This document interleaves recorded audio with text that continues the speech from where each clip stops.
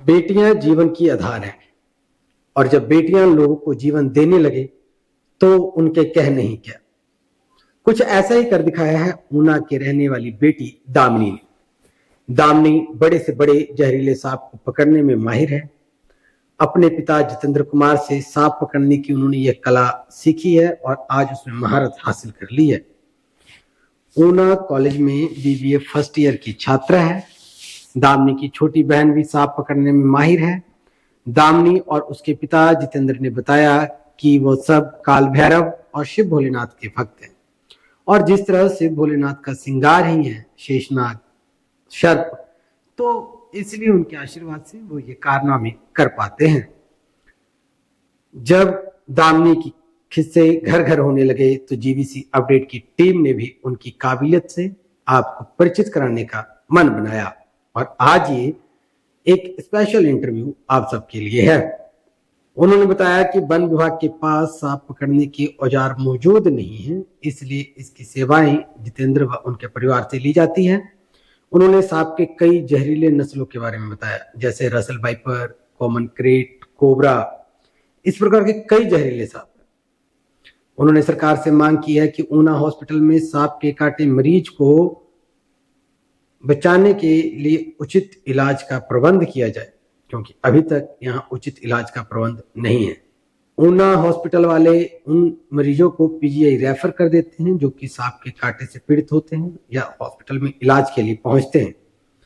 उन्होंने बताया कि व्यक्ति के पास सिर्फ जिंदगी का आधा घंटा रहता है जो कि तुरंत टेस्ट वगैरह करने में यहाँ ऊना हॉस्पिटल में खराब हो जाता है और उसके बाद मरीज की मौत हो जाती है। इसलिए सरकार से निवेदन किया है कि अस्पताल में एक स्पेशल सांप काटने वाले मरीज को बचाने की टीम मौजूद रहे जिससे मरीजों को बचाया जा सके। और जितेंद्र कुमार ने खेतीबाड़ी करने वाले किसानों से अपील की है कि जब वह खेतों में काम करें तो लंबे जूते डालकर काम करें ताकि उनका बचाव रहे। जीवीसी अपडेट के लिए ऊना से कमल अरोड़ा की इस खास पेशकश को देखिए और कमेंट बॉक्स में हमें अपनी राय जरूर दीजिए। आप देख रहे हैं पंजाब का नंबर 1 चैनल जीवीसी अपडेट। हम आपको मिलवाने जा रहे हैं एक ऐसी ऊना की होनहार बेटी जो कि पढ़ाई के साथ साथ सांप पकड़ने का भी काम करती है।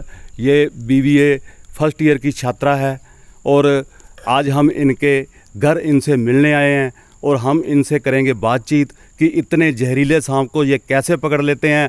हम अपने दर्शकों को बताना चाहेंगे कि हालांकि वन विभाग के पास जब लोग पहुंचते हैं तो वन विभाग के पास हालांकि टाइगर पकड़ने का, चीता पकड़ने का, सब तरह का उनके पास तरीका है, लेकिन सांप पकड़ने के वन विभाग के पास भी कोई औजार नहीं है जो कि इनको इनकी सेवाएं लेनी पड़ती है।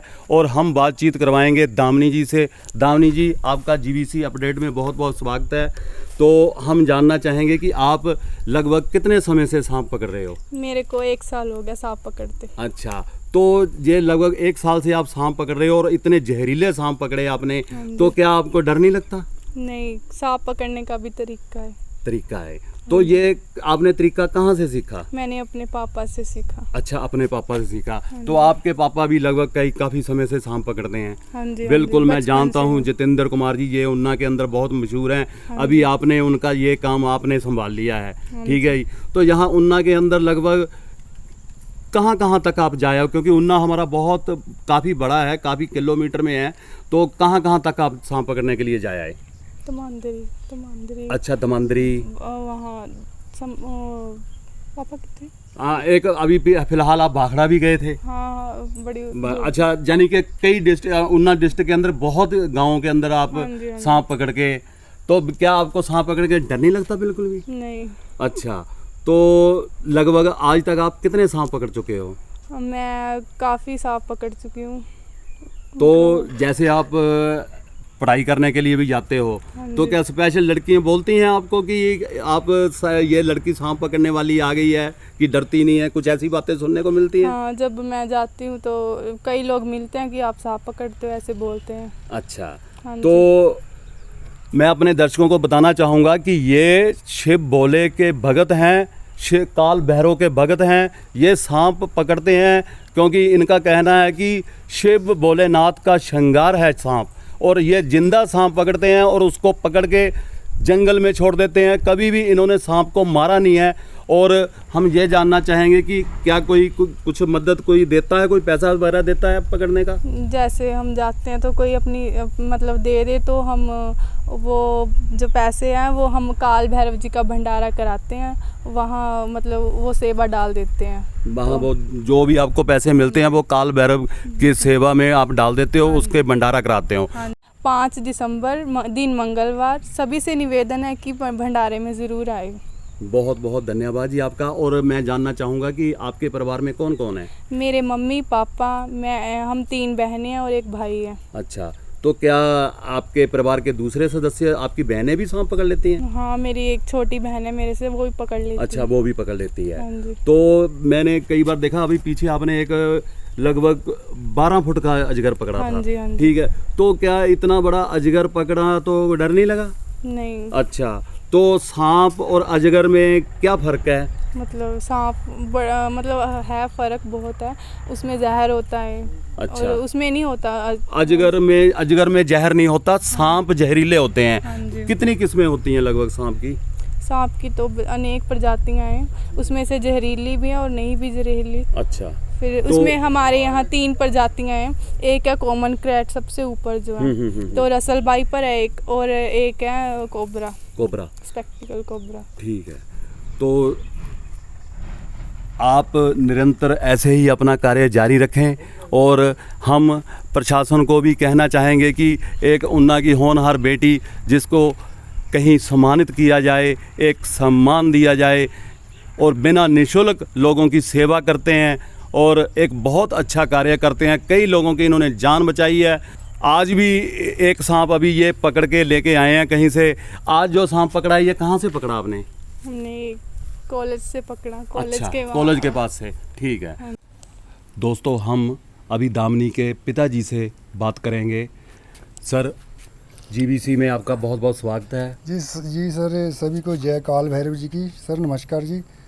सर, मेरी सरकार से एक हाथ जोड़ के बेनती है, उन्ना हॉस्पिटल में मान लो अगर कोई स्नेक काटने के बाद आदमी आते हैं इलाज के लिए, तो सर वो कई लोग अपनी यहाँ से बाजू बांध देते हैं, तो ऊपर पूरी बॉडी में पॉइजन नहीं फैलता है। ठीक है। तो उन्ना हॉस्पिटल वाले क्या करते हैं, पहले जाते ही उसकी बाजू खोल देते हैं, और ट्रीटमेंट है ही नहीं उनके पास। एंटी वेनम कोई पता नहीं ट्रीटमेंट है, नहीं है। पता नहीं एंटी वेनम है कि नहीं है, हमें कुछ नहीं पता। और बाजू खोल देते हैं और ग्लूकोज लगा लेते हैं और टेस्ट के लिए ब्लड भेज देते हैं।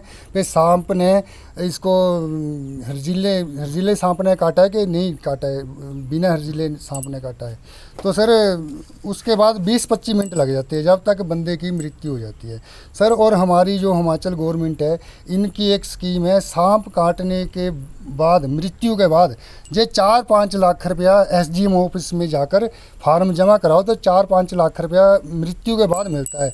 अगर सर सरकार से मेरी बेनती है, अगर ये पैसा जो मृत्यु के बाद देते हैं, क्योंकि हॉस्पिटल में स्नेक का इलाज के लिए अच्छा बनाया जाए वो, और एंटी वेनम हो, और 2 डॉक्टर सर स्पेशलिस्ट हो जो स्नेक के ही हो, और स्नेक की इमरजेंसी भी अलग होनी चाहिए हॉस्पिटल में। हाँ जी। इसका एक अलग ही डिपार्टमेंट होना चाहिए, क्योंकि जो सांप काटने के बाद आदमी के पास बिल्कुल भी टाइम नहीं होता है, कुछ समय का ही टाइम होता है जिसमें उसके प्राण चले जाते हैं। तो उसके जो फर्स्ट ट्रीटमेंट है वो मिलना चाहिए सर। मेरी हाथ जोड़ के बेनती है सरकार से।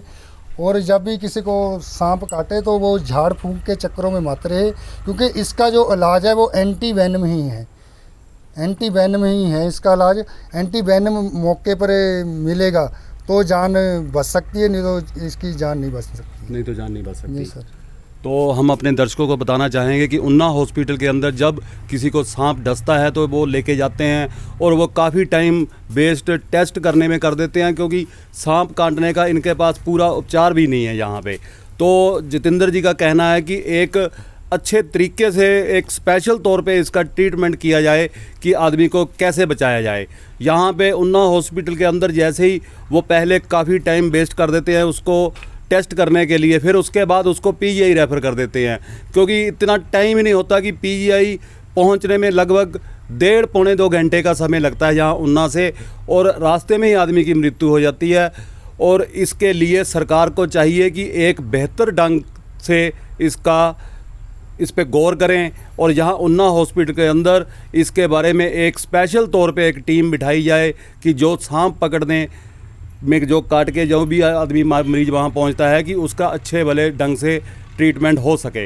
हालांकि जितेंद्र जी का कहना है कि अगर ये हॉस्पिटल के अंदर खुद हों तो ये मेरे उसको सांप काटने वाले को बंदे को बचा सकते हैं। तो क्या तरीका रहता है कि जैसे कि आप अगर मान लो आप वहाँ पे मौजूद रहें तो कैसे सर, बचाओगे आप? पहले तो मान लो जैसे किसी को सांप काटता है, मान लो स्केच ले, चलो मान लो यहाँ से काट लिया सामने, हमने मान लो यहाँ से बाजू बांध दी है, बांध दिया तो सर यहाँ से ना ऐसे करके चीरा लगा देना है वहाँ। अच्छा, वहाँ पे चीरा लगा देना। हाँ, चीरा लगा देना है, और जो वो चीरा लगा देना उससे वो जो उसका वेनम है ना वो निकलता रहेगा, ब्लड का जो सर्कल है ऊपर को नहीं जाएगा, नीचे को आएगा, नीचे को आएगा। और हो सके तो यहाँ से और हल्के हल्के चीरे लगाने हैं, हल्के हल्के चीरे लगाने हैं। हाँ। और सर टेटनस का टीका हर आदमी को हर 6 महीने बाद या साल बाद एक बार लगवा लेना चाहिए।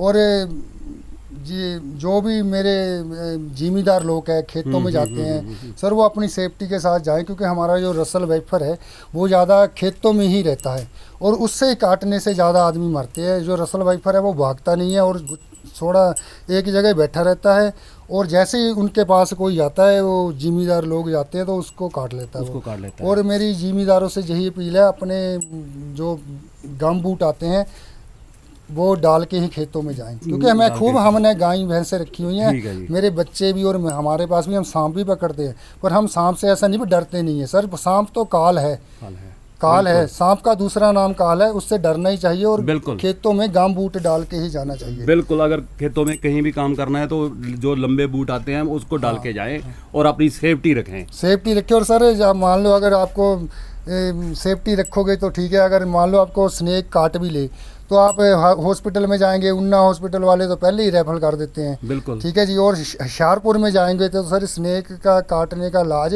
60-70 हज़ार लाख रुपए तक भी सर पहुंच जाता है। और ये सर किडनी पर अटैक करता है, हमारी किडनी पर। हाँ जी, जो रसल वाइपर है ये तो किडनी पर अटैक करता है, और जो आदमी का ब्लड बाथरूम होता है वहाँ से भी खून आता है, बाथरूम से भी। अच्छा, हाँ जी। और सोज इतना जहरीला है रसल वाइपर सर, और जहाँ ये काटता है वहाँ बहुत सोजस आती है, सोजस से भी ब्लड आता है, सोजस से भी ब्लड आता है। हाँ, कानों में खून आ जाता है, कानों में खून आ जाता है, इतना खतरनाक है, इतना खतरनाक स्नेक है सर रसल वाइपर। धन्यवाद सर, बहुत बहुत धन्यवाद आपका और आपकी बेटी का, जो लोगों के लिए इतना काम कर रहे हैं, बहुत बहुत धन्यवाद।